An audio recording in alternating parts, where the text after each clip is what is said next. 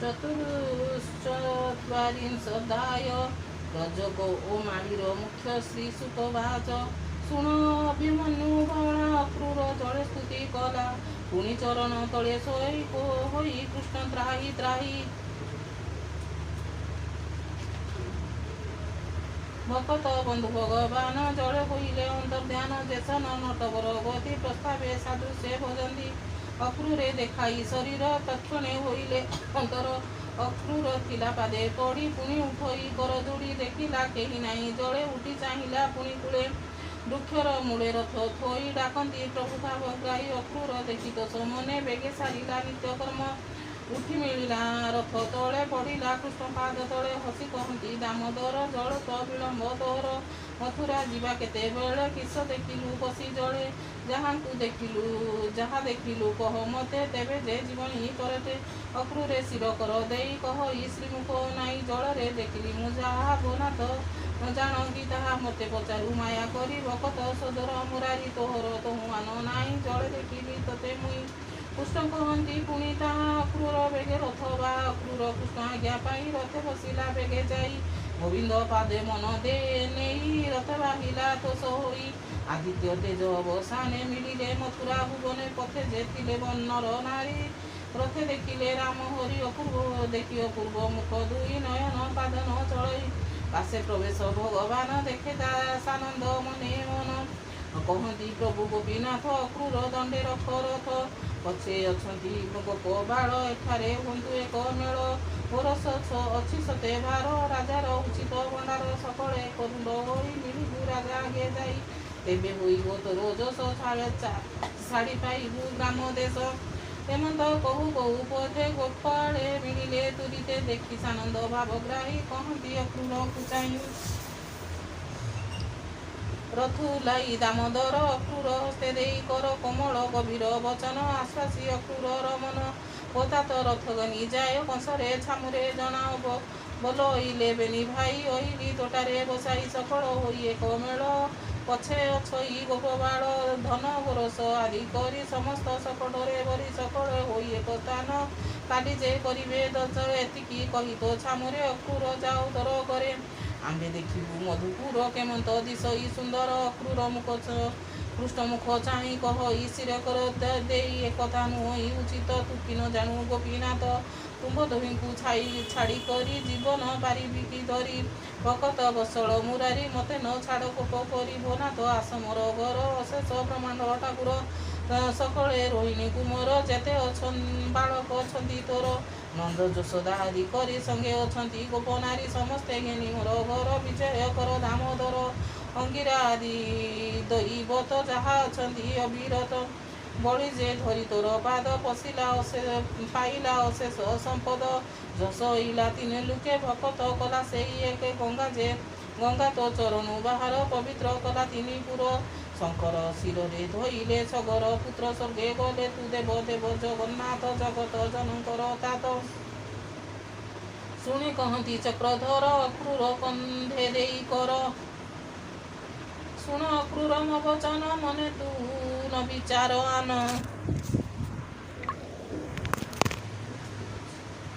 ଯିବଇଁ ତୋହର ମନ୍ଦିର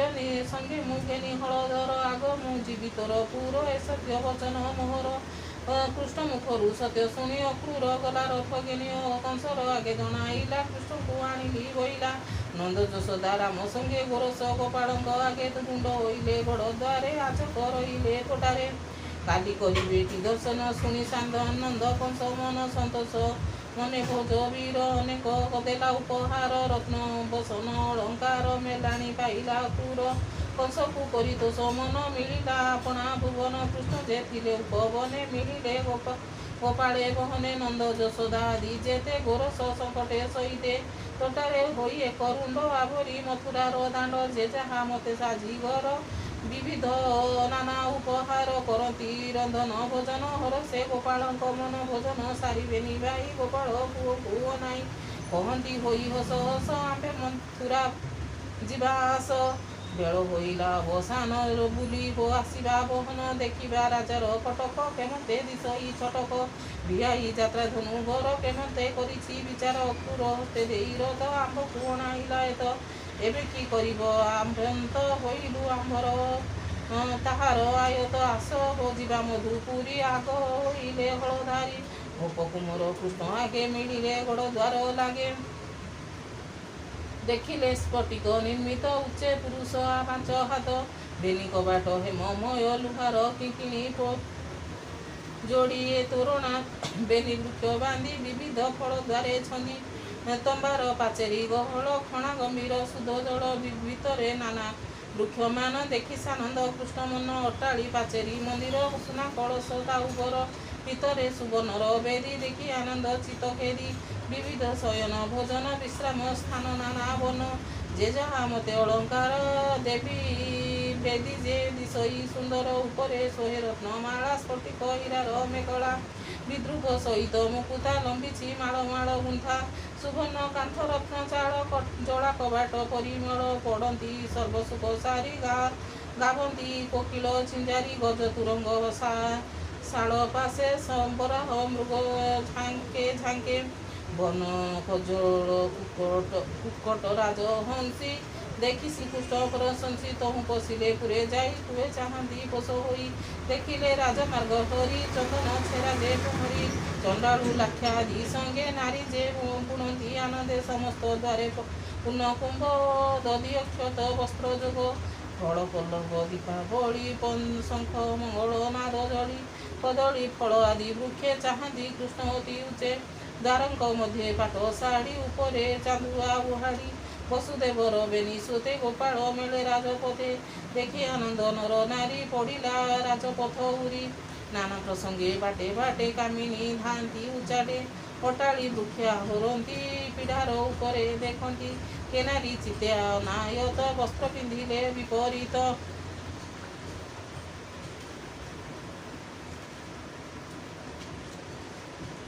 ଅଙ୍ଗଭୂଷଣ ଭ୍ରମେ ପିନ୍ଧି ଅଞ୍ଜନେ ଏକ ନେତ୍ରେ ରଞ୍ଜି ଏକ କର୍ଣ୍ଣରେ କାପ ଭରି ବଚରଣେ ନୁପୁର ବାରି ବଳୟ ଧରି ବାମ ହସ୍ତେ କବରୀ ଫିଟି ଅଛି ମାଥେ କି ଖାଉଥିଲା ଦଧି ଭାତ ଧାଇଁଲା ନଫା ଖାଳି ହସ୍ତ ତଳା ଧରି କରେ ଯେ ହବା ଥିଲେ ଜଳ ତୀରେ ସ୍ୱାହାନ ଉପେକ୍ଷୀ ବହନ ଧାଇଁଲେ କରି ଦର୍ଶନ ଶୋଇଲା ଲୋକ ଯେ ଉଠାଇ ଆସକ ଯିବ ବେଗେ ଧାଇଁ କାଠୁକେ ବାଳକ ପକାଇ ଧାନ୍ତି କୃଷ୍ଣ ମନେ ଦେଇ ଦେଖିନ ବସୁଦେବ ସୁତ ନିର୍ମଳ କଲେ ଚର୍ମ ନେତ୍ର ମଥୁରା ନାରୀଙ୍କର ମନ ମୋହିଲେ ପ୍ରଭୁ ଭଗବାନ ଲଳିତ ଗତି ଦିବ୍ୟ ବେଶ ରଙ୍ଗ ଧରେ ମନ୍ଦ ହାସ ମତ ମାତଙ୍ଗ ପ୍ରାୟ ହୋଇ କଟାକ୍ଷ ନୟନେ ନାହିଁ ମଥୁରାପୁର ନାରୀଙ୍କର ଉତ୍ସବ ହୋଇଲା ଅପର ଯାହାର ଜନ୍ମ କର୍ମ ପଥେ ବାରତା ଶୁଣିଥିଲେ ଯେତେ ଦେଖିଲେ ନୟନ ପୁରାଇ ଗୋବିନ୍ଦ ସୁଧାରସ ପାଇ କୃଷ୍ଣଙ୍କୁ ଭିତରେ ଦେଖିଲେ ଆନନ୍ଦ ଲୋଚନ ବୁଝିଲେ ହୃଦରେ ଭିଡ଼ି ଆଲଙ୍ଗିନ କରି ଛାଡ଼ିଲେ ଖେଦ ମନ ବୃକ୍ଷ ଗୃହ ଉପରେ ଥାଇ ଗୋବିନ୍ଦ ସୁଧାରସ ପାଇ ଦିଅନ୍ତି କୁସୁମଞ୍ଜଳି ଦେଇ କରନ୍ତି ହୁଳହୁଳି ବ୍ରହ୍ମାଣ୍ଡେ ଆସିତା ରାଜ ଦାଣ୍ଡେ କର ଅଞ୍ଜଳି ଦେଇ ମୁଣ୍ଡେ ଦଧି ଅକ୍ଷତ ଗଙ୍ଗା ନୀର କୁସୁମ ଗନ୍ଧ ଉପହାର ମଥୁରାପୁର ଲୋକ ମିଳି ଦେଖିଲେ ରାମ ବନ ମାଳି କହନ୍ତି ଗୋପାଳଙ୍କ ଭାବ ସତେ କି ଜନ୍ମ କେ ପାଇବ ଅନେକ ଜନ୍ମ ତପ କରି ଗୋପରେ ଯେତେ ନର ନାରୀ ଗାଈ ମଇଁଷି ଘେନି ସଙ୍ଗେ ଦିନ ବଞ୍ଚିଲେ କୃଷ୍ଣ ସଙ୍ଗେ ରାମ ଗୋବିନ୍ଦ ମୁଖ ଚାହିଁ ଜନ୍ମ ମରଣ ତାଙ୍କ ନାହିଁ ଏମନ୍ତ କୋଉ କୋଉ ଲୋକେ ରଜକ ମିଳିଲା ଛଟକେ ଭାଇ ସୋଦର ବନ୍ଧୁ ବଳ ଘେନାଇ ରାଜା ମଡ଼ିଆଳ ଆଗେ ବଜାଇ ଶଙ୍ଖ ବେନି ଚାଲଇ ମଡ଼ିଆଳ ଘେନି ଦେଖି ପଚାରିଲେ ମୁରାରି କେଯାଏ ବାଦ୍ୟ ନାଦ କରି ଲୋକେ କହନ୍ତି ଏ ରଜକ ଅଟଇ କଂସର ସେବକ ନିତ୍ୟ ବଢ଼ିଆଳ ନେଇ କାଳିନ୍ଦୀ ଓଦରେ କାଚଇ ଏନେଇ ଦେବ ଗନ୍ତା ଘରେ ଦେଖାଇ ରାଜାଙ୍କ ଛାମୁରେ ଶୁଣି ଗୋବିନ୍ଦ ତୋଷ ହୋଇ ଡାକନ୍ତି ରହ ରହ ଭାଇ ଆଗେ ଗୋବିନ୍ଦ ହଳଧର ପୁଏ ବେଡ଼ିଲେ ରାତିକାର ରଜକ ମୁଖ ଚାହିଁ ହସି କହନ୍ତି ପ୍ରଭୁ ବ୍ରହ୍ମ ରାଶି ଦେଖିବା ରାଜା ମଡ଼ିଆଳ ବସ୍ତ୍ର ତୁ ଥୁଅ ବେଗେ ତଳ ଆମ୍ଭେ ବସୁଦେବ ସୁତ ଗୋପେ ହୋଇଲୁ ଦିନା ରହିଲୁ ଦିନା କେତ ଦେଖିବା କେମନ୍ତ ଉଜ୍ଜଳ କଂସ ରାଜାର ମଡ଼ିଆଳ ଯେବେ ନ ଦେଖାଇବୁ ଭାଇ ଆମ୍ଭକୁ ଦିଅ ବସ୍ତ୍ର ଦୁଇ ନୀଳ ଧବଳ ରୂପ ଚାହିଁ ଆମ୍ଭେ ଉଚିତ ବସ୍ତ୍ର ଦିଅ ଆମ୍ଭଟି ରାଜାର ଭଣଜା ବସ୍ତ୍ର ତୁ ଦେଇ କହ ଯାଜା ଶୁଣି ନୃପତି ହେବ ତୋଷ ସଂସାରେ ଥିବ ତୋର ଯଶ ପ୍ରଜଗ ଛଦ୍ରମରେ କାଲ ନ ଶୁଣେ ରାମକୃଷ୍ଣ ବୋଲ ଶୁଣିବ ଚାଲଇ ପୁଣି ଚାଲଇ ପହଲାଇ ଆଗେ ଲେ ଭାବଗ୍ରାହୀ ମିଳିଲେ ରୋହିଣୀର ବଳା ଦେଖି ରଜକ କୋପ କଲା ଦଇବେ ରାଜାର ସେବକ ରଜକ ସହଜେ ମୂରୁଖ କହଇ ସେ ତୁଚ୍ଛ ବଚନ ତୁମ୍ଭେ ଯେ ଅଟ ଜାତିହୀନ ତୁମ୍ଭର କୂଳମୂଳ ନାହିଁ ବନେ ଚରାଉ ଥାଅ ଗାଈ ଗଉଡ଼ ଜାତି ବନ ଲୋକ ଶୃଗାଳ ପ୍ରାୟ ତୁମ୍ଭ ମୁଖ ବାଇଙ୍କ ପ୍ରାୟ ଗାଈ ଘେନି କରୁଛେ ଥାଅ ବେଣୁ ଧ୍ୱନି ଏଡ଼େ ଭରସା ଗର୍ବ ରାଜା ମଡ଼ିଆଳ ରୁଆଅ ନିର୍ଲଜ ଲୋକ ହେଲେ ଉଭା ଜେସନ ଜିଉ ଜିଉ ମଲା ତୁମ୍ଭର ତପ ପୂର୍ବ ନାହିଁ ଖଡ଼ଗେ ଗଉଡ଼େ ଅଛ ଜାତ ହୋଇ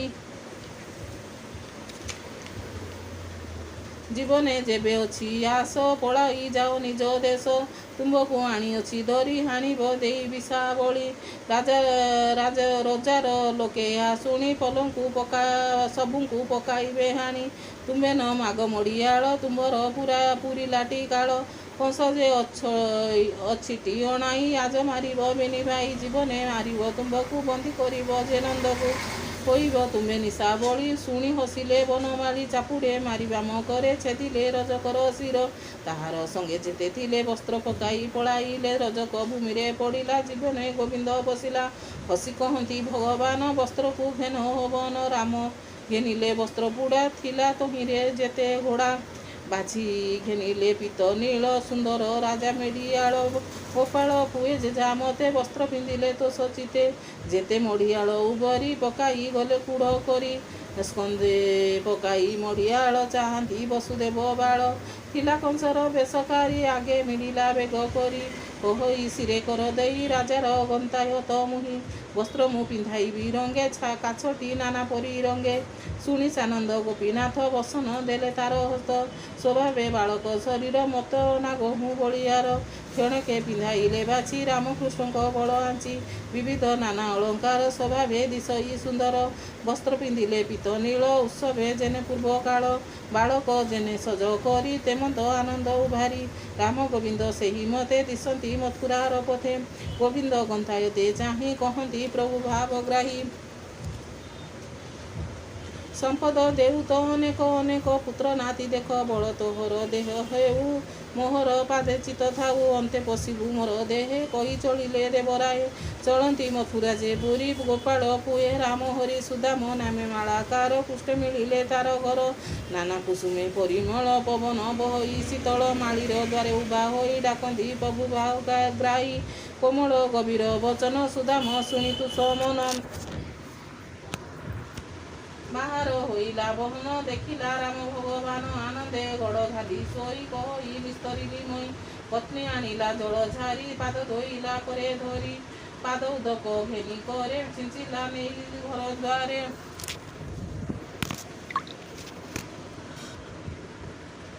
ପତି ପତ୍ନୀ ଯେ ଜଳ ଖାଇ ମନ ଉଲ୍ଲାସେ ଭାବଇ